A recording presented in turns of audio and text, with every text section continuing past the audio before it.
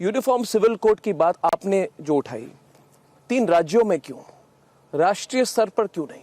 ये तो हमारे कॉन्स्टिट्यूशन के डायरेक्टिव प्रिंसिपल्स पर लिखा गया है। नहीं, बिल्कुल, आपके आइडियोलॉजी के साथ बिल्कुल लिखा गया है, मगर एक ऐसा मसला है जिसमें एक सार्वजनिक बहस होनी चाहिए, और जब राज्य करेंगे तब ये बहस अपने आप होगी।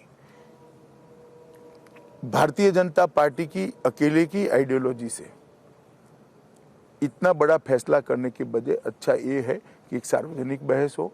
हमारा स्टैंड बहुत स्पष्ट है कि इस देश में कॉमन सिविल कोड होना चाहिए, धर्म के आधार पर कोई कानून नहीं होने चाहिए।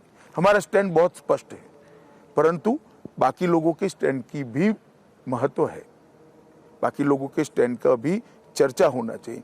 तो एक बहस होगी, अभी कमेटियां बनी, इनके सामने सबके मत आएंगे, मत के बाद कमेटी की अध्यक्षता गुजरात और दोनों जगह पे रिटायर्ड जज कर रहे हैं, वो अपनी रिपोर्ट देंगे, इसके आधार पर आप कह रहे हैं प्रोसेस शुरू हुआ। तो एक और, क्योंकि मैं इस यूनिफॉर्म सिविल कोड का बहुत बड़ा प्रोपोनेंट हूं टीवी पर, मैं तो खुल के पिछले 10 सालों से कह रहा हूं।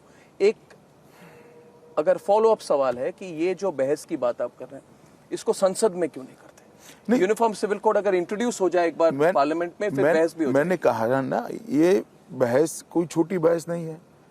उत्तराखंड का भी हो, दुनिया भर के लोगों ने अपने निवेदन वहां भेजे हैं, और सुप्रीम कोर्ट की रिटायर्ड जज साहिबा इसकी अध्यक्षता कर रही है।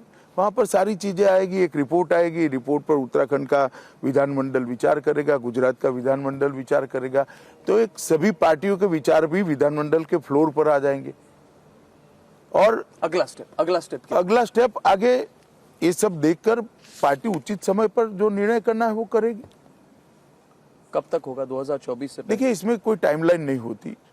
मैं इंटरव्यू कोई आपकी टीवी की हेडलाइन के लिए नहीं कर सकता। बिल्कुल। भारतीय जनता पार्टी बहुत मैच्योर तरीके से सबके विचारों को सुनकर, इसका सम्मान कर कर फैसले लेती है, मगर हम हमारे मान्यता में और विचार पर अडिग है कि इस देश में कॉमन सिविल कोड होना चाहिए।